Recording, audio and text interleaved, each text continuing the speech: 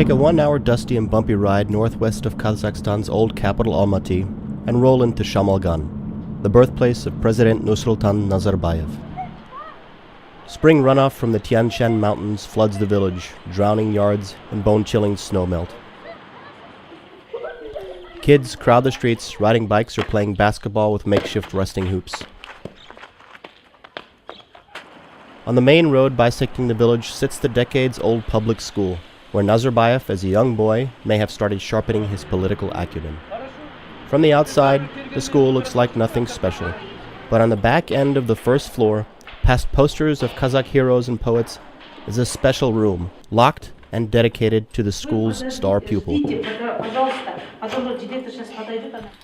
This small museum honors the only president Kazakhstan has known since its independence 20 years ago from the Soviet Union. Rows and rows of photos show the 70-year-old president pressing the flesh with global leaders: Bush, Putin, Blair, and dozens more. There is a portrait made of colored rice grains. His face is found on vases.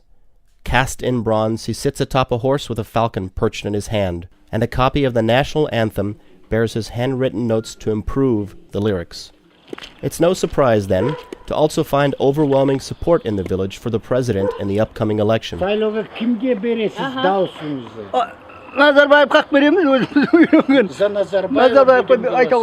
whole village is used to the presence of the Nazarbayev family. While most Kazakh villages are pretty modest affairs, this one has more than its fair share of glitzy mansions behind high walls guarding their privacy. Filming any of the compounds was strictly forbidden, guards said, forcing us to use a drive-by as a way of documenting anything visually. Local people say some of the modern homes belong to Nazarbayev's brother Bolat, a businessman. They also believe that others are owned by members of Nazarbayev's extended clan. On the edge of the village, past the herders on horseback and the flocks of sheep, Nazarbayev has erected a small mausoleum for his parents. Amid a typical Central Asian cemetery of graves topped with crescent moons, snow-topped mountains rise in the distance. Sparrows dart between the trees, and cows can be heard in the distance as they munch on partially frozen grass. At the market, back in town, locals shop for fresh milk, cheap goods imported from China, and fresh cuts of meat.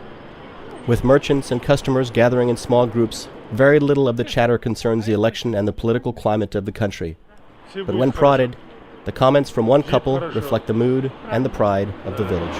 Нам только Назарбаев пускай будет. Мы все семьи, все. 100% голосуем за Назарбаева.